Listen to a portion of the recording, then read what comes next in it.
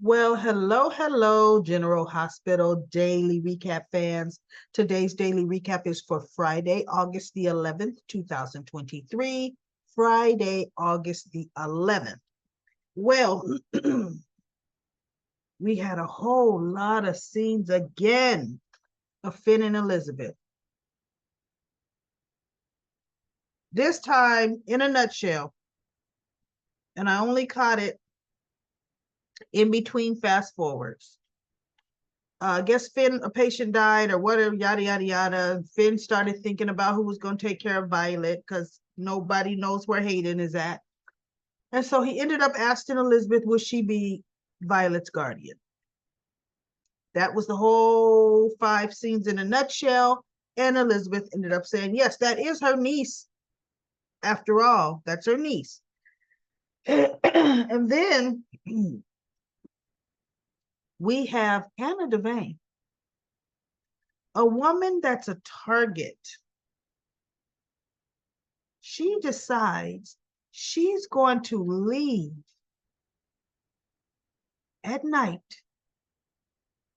jogging, running. Not a well-lit street. No, the road. She lives off of whatever road. Nope. And guess what? Anna is being watched, stalked. I don't know where Sonny's men are. I really don't. Why would he only have his men on Anna in the daytime? Because Anna goes jogging. Somebody walks into her house. Now, mind you, they didn't have to break in. Well, actually, they did break in because they weren't invited, but they didn't have to break any glass or anything. Anna's little pane glass doors just open, unlocked. Hey, come on in. I'm a target. I'm not going to bother making sure my house is secure. She does have an alarm system. Why she didn't set it before she left? Because when those doors would have been open, it would have triggered on her phone. Intruder alert, intruder alert. No, not at all. So by the time she turns around, oh, they come in, kerosene, throw crap all in her little front area, her living room area. I was choking earlier, y'all. You know how your throat never gets right for it, but it was either recorded now or not recorded off. So anyway, it was that front sitting room. So by the time she comes back, it's engulfed in flames. Beam is coming down. She backs out of there and calls 911. Well, they're going to know it's arson because the guy left the kerosene can there. It says kerosene, right? So we don't have to wonder what kind of flammable. This is kerosene. Okay, so now down to the good part. Let me see. We have Ava, not Ava. Ava's first talking to Sonny. What, badgering about Betty? He goes, I got the whole thing taken. Look, we're watching her because she's taking my daughter to my. He goes, and she's gonna be watched the whole time. She's taking Avery to camp. So anyway, Avery comes in. She couldn't sleep, and she goes, "Who are you talking to, mommy?" Well, it did happen to be her daddy, because see, otherwise I'm sorry, baby, mama's on the phone, and why aren't you in bed? Me, completely ignore the question, because see, I'm grown. It's nighttime. Could be any kind of phone call. I'm talking on the phone in bed. My child doesn't come in and say, "Who are you talking to?" Oh, no, no, no, no, no, no, no, no. What you doing up? That's that. See, don't even acknowledge, right? So Sonny says, put Avery on the phone. So he's telling her, Avery, what you doing up? You've got a big day tomorrow. You need to go to sleep. So she finally's like, okay, okay. So Avery puts her to bed, and then Nina comes in. Sonny and Nina go to bed. Well, in the middle of the night, the phone rings. Sonny picks it up, looks at it, is like, oh. right? So we can guess who that was, because he wouldn't be doing that if it was Carly. So it's Eddie called for Sonny to come sign him out. So Sonny leaves. He doesn't wake Nina up to tell her he's gonna go bail Eddie out. We're really not even bail him out. Just sign Eddie out of custody. So of course Nina wakes up. Sonny's not in the bed. Searches the house. He's not there. Picks up the phone, and it's the middle of the night. Ava, I went to sleep and I woke up and Sonny is not in the bed next to me. And Ava's like, huh? She goes, did you search the house? Yes, I searched the house. He is not here. And I asked the guards, they don't say anything. They just have this dumb stare. So Ava said, Nina, you're going to be married to a mob boss. You better get used to it. There's going to be disappearances. And then when he comes back, guess what you can't do? Don't ask where you've been. Because a lot of the times, you're not going to get an answer. You said you could handle it. I know I said I could handle it. But actually having to live through it, live with it, that's different. And I thought, no, chick, you haven't even been shot at while you were around him yet. So you got a long way to go. So anyway, she gets off the phone with Ava. Next scene is showing her popping up his pillow, with her arms over it on the bed. And I'm thinking, oh, get out of here, Nina. So Sonny gets to the, wait, let me go to, I'm doing all this talking. Let me see. Dante, him and Sam, they're getting ready to get busy.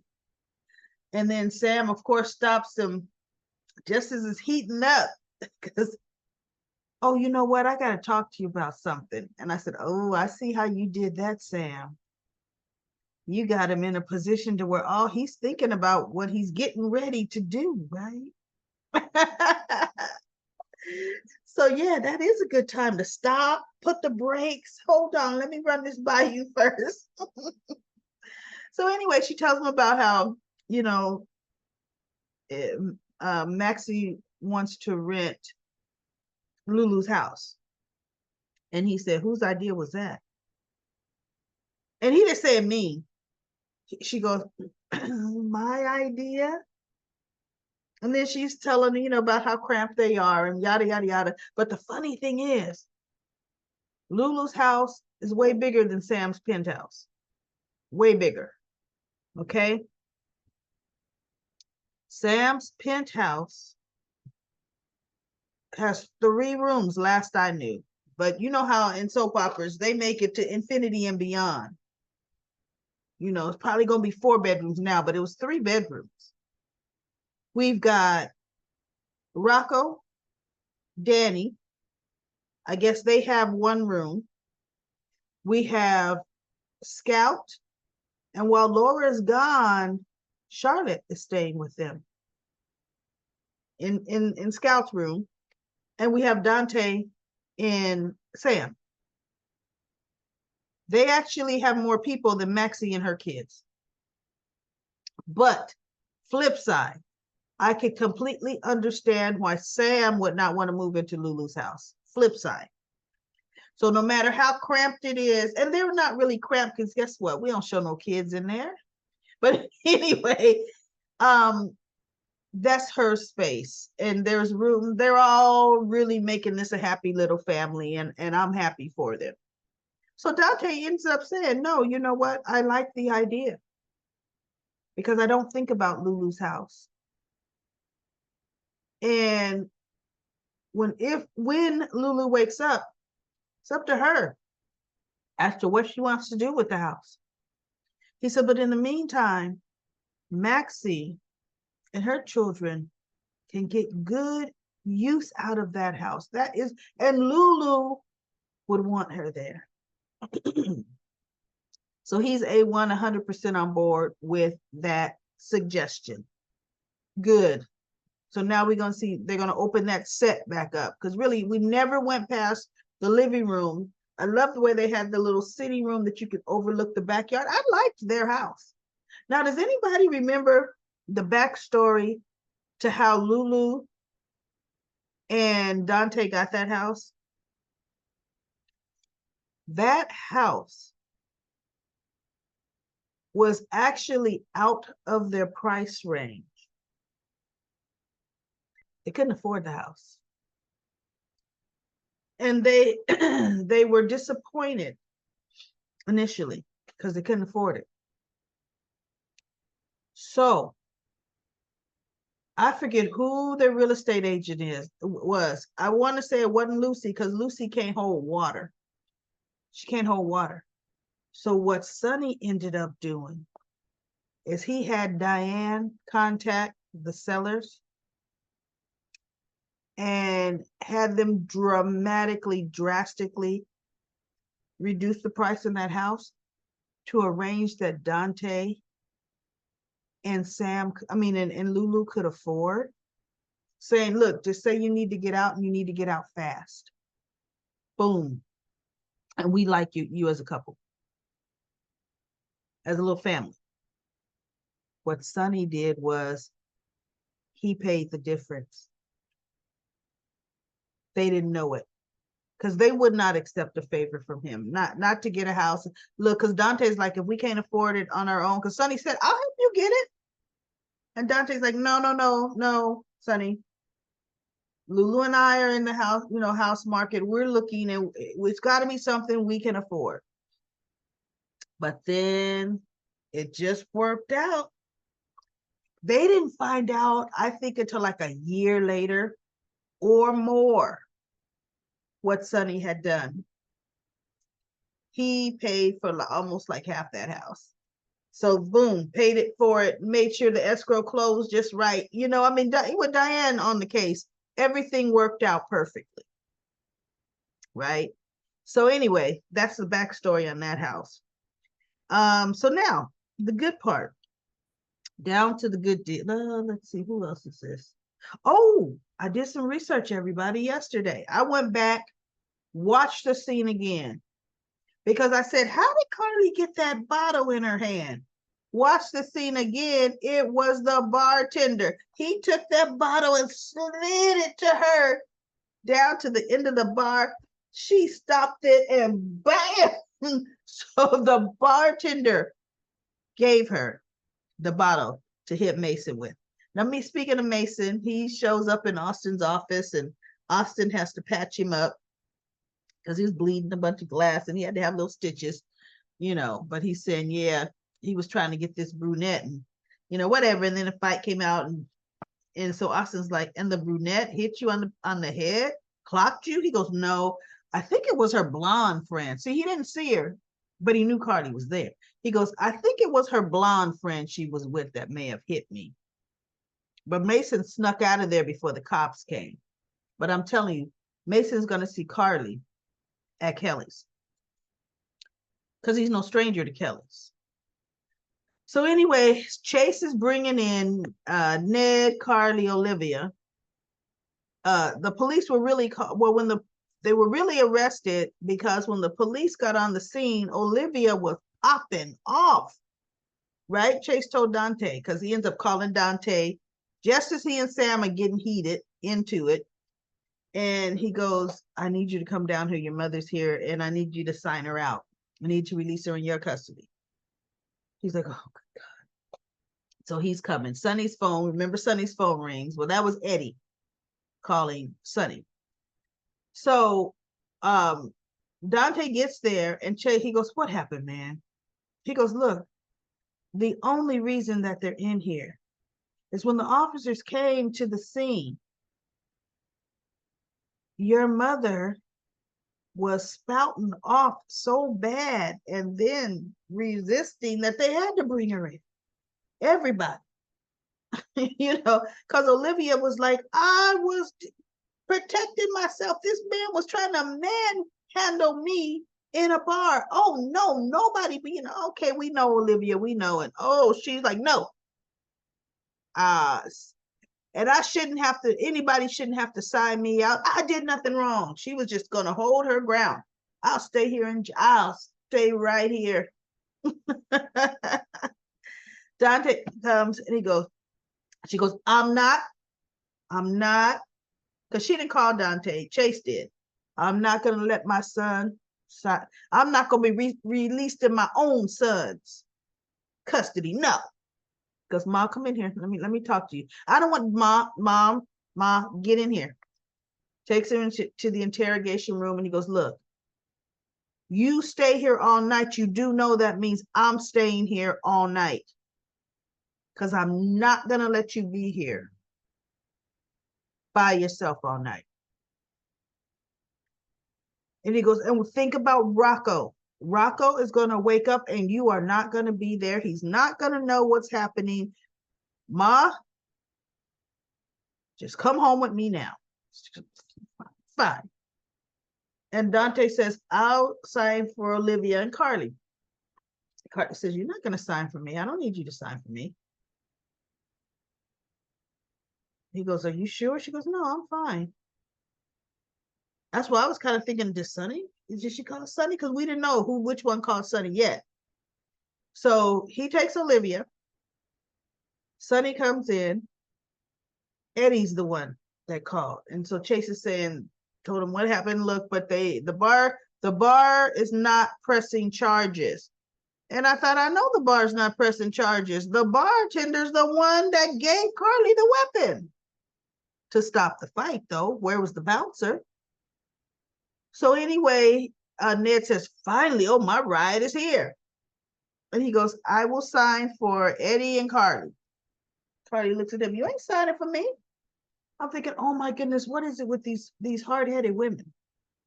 He goes, Carly, I'm here. Already here. Well, I've called Jocelyn. He goes, well, Jocelyn is not here. Just call and tell her you're going to already be home. Because Chase says, look, Carly, truth be told, all he's got to do is sign. You walk out the door with him and call a ride share. That made so much. And I thought, oh my God, that's ridiculous, Carly. So she goes, no. And you know, Nina wouldn't want you to do that anyway. I said, who cares what Nina would want? See, in this instance, you need to be like Nina. Let him do it. Let him take you home. Thank him. And then next day, go to Nina and say, hey, I really want to apologize for Sonny having to leave you last night to come and take care of me. Thank you. That's what Nina would do. I would have used that as a dig. See, that's me. I would be starting some mess. But Carly's like, no. So he goes, okay. He goes, look, I know when you get like this, I can't talk any sense into you. So he signs for Ned, Eddie, and he goes, oh, good. Listen, Sonny, just sign. I'm gonna be on my way. I'm gonna hit up the next bar. He's still going bar hopping. See, see, doesn't Ned have any kind of health issues? I kind of thought we dealt with some health issues from Ned years back. GH Daily Recap fans, if you can remember any, put them in comment corner. Put them in comment corner. I don't think Ned is A1 healthy. Definitely not healthy enough to just every night bar hopping, drinking. No, he's not, right? So Sonny leaves with Ned, and Chase says, Carly, you know you should have went with Sonny. And she goes, no. I've called Jocelyn. And he goes, well, where is Jocelyn? She goes, well, it's gone to voicemail. Jocelyn is sleeping hugged up with Dex. She ain't gonna get that message till tomorrow. So Carly said, you know, if you have to, just put me in a holding cell. I'll just wait until. He goes, no, I'm gonna have to sit here in this chair. You don't have to give me any special treatment. And he looked at Carly and he goes, I'll get you some coffee. And hopefully Jocelyn will call by then. And Carly's just looking at the chair, and I think Chase walks by, and I thought, now you see, that was stupid. That was just idiotic. If you truly didn't want Sonny signing, you should have let Dante sign you out. Dante's a cop. Sometimes people just bite off their noses despite their faith needlessly. That was needless. But anyway, no charges were pressed, and there was a cute scene yesterday, right? So let's go to comment corner. Comment corner. We have Gail. She says, you are funny and right. Alexis says, I love you for saying you hate Portia. She really sucks. And I always fast forward her scenes. Kim says, I know I keep asking, but I keep hearing rumors that Jason is coming back. Is this true? I hope so. Well, you know what? I'm going to say, yes, it's true. We are in the year 2023. So let's say this. Hang on for a second. Let's say by the year 2027, maybe 2026, 3 to 4 years from now, Jason will be back. Steve Burton, he leaves. He's never back real fast. He leaves. This is nothing new, right? So I'm going to say Jason Morgan will ultimately come back, just no time soon. As much as we love him and want to see him back, he's doing his own thing right now. So anyway, let's see. Kim says, another problem is Nina with Sonny. They don't belong together either.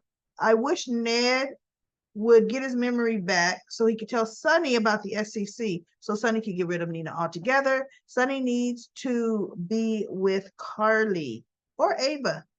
Well, he really can't stand Ava. Anybody better than Nina. If I had to pick anybody for Sonny to be with, if we're talking Nina or Ava, honestly, y'all, I'd pick Nina with her lying behind. Sonny has never, ever had feelings for Ava, ever. That was a revenge screw in the, what do you call that, where they have everybody interred in that place on the Quartermains property. They almost was screwing right there on Ned's coffin there. I don't, that was just crazy. But then they were setting up a who the baby daddy. Was it Morgan's baby or was it his baby? He has never, ever liked Ava. But he protects her because she's baby mama. Sherry says, hoping Ned gets his memory back from the punch. I know, or his head hitting that bar. Let that happen.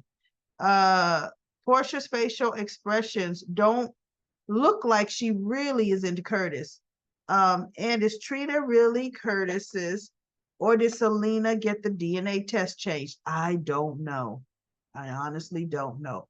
Lucy says, I said it before, if I were Olivia, I'd play along with Eddie Main and hope he snapped out of his amnesia. Yeah, I know. But the way Eddie's hoeing it up at the bars, I don't know. Yikes. Kathy says, every chance Nina has been given to do right. She just chooses to do the opposite. I used to feel bad for her, but it's very apparent she's hell-bent on one-upping Carly, which will end in her demise. Anita says the dive bar fight was hysterical. The storyline needed a laugh. Hello there says, I know I'm a minority in this. It was good to see Curtis and Marshall. I've seen the actor who plays Marshall in various other shows and movies, and he's a fine actor. I have too. I'm glad that Curtis has his father back in his life. I know they got off with a rough start, but they have been able to rebuild their relationship, and at least there's some positivity there within a very tragic story. Lisa says, thank you, Daily Recap lady. Portia's Portia thinks just because she wants something that she has to have it the way she wants it. Get rid of Spencer. She wants someone different for Trina. Now she wants Curtis back so Curtis can come back home. She wants Trina's dad to be Curtis, so the test says Curtis is her father. Mason is cold-blooded and thinks he can do as he chooses to women. Did he know Carly is Sonny's ex-wife? No, he did not. He didn't know Carly is Sonny's ex-wife, but look, he was hitting on Olivia. Olivia was looking hot in that dress, right? Ned is a good friend.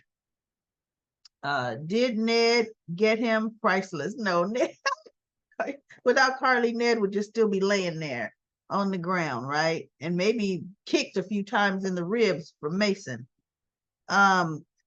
Lisa also says Mason has a death wish. NK Rose says so many brawls at that bar. I know, it's ripe for fighting. Oh dear says Mason harassing Sonny's 3 baby mamas. Isn't that funny? Ava, baby mama. Olivia, baby mama. Carly, baby mama. No, not good, Mason. I think he has a death wish.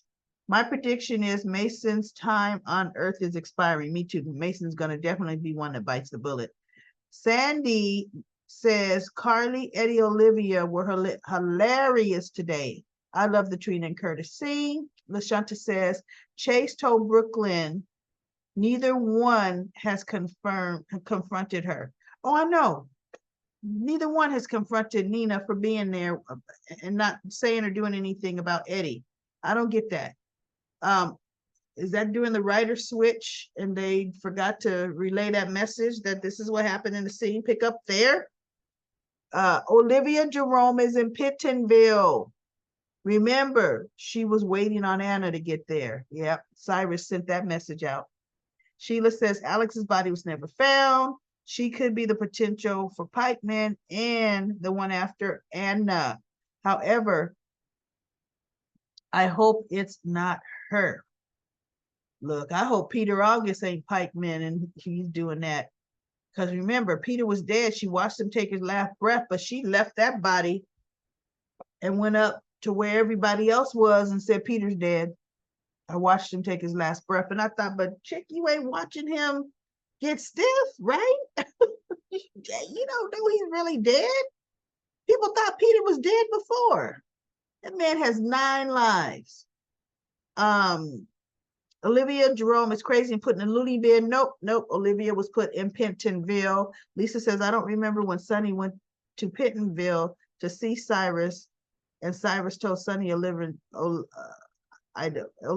Jerome is in Pentonville and was very excited for Ava for Anna to be caught and put there. She has a welcome waiting for her. I do think I recall Sonny going to see Cyrus because they kind of had this thing about alliance where Spencer was concerned to watch Spencer. Lucy says, I remember that. And Lisa says, I've only watched since 2015. I think Olivia J went to the loony bin before I started watching. Yeah, I think that's where she initially was. She was somewhere before that she came back this last time. She certainly needs to be there. Crazy lady trying to blow up her own brother. Yeah, but she's in Pittenville. Lucy says to Lisa, you got that right. And then Sheila says, I hope Pikeman isn't Peter's brother. Did Peter have a brother? I didn't know Peter had a brother. A secret son of Alex. I don't know. That's going to be some crafty writing. Sandy says, because remember it was Valentine that took the baby somewhere.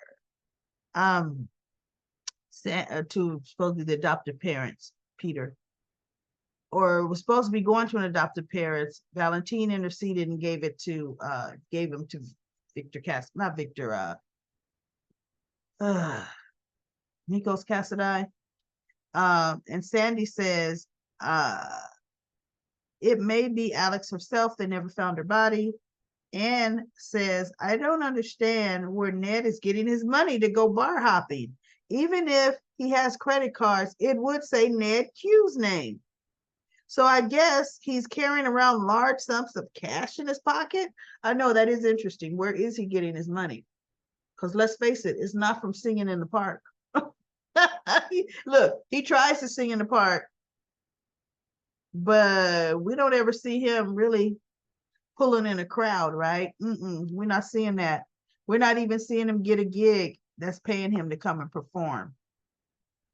So I don't know. That's one of those loose ends in writing they don't want us to think about. Well, that's it. That's it, everybody, for the daily recap for General Hospital. We will be back on Monday to see exactly what's happening in the good old Port Charos.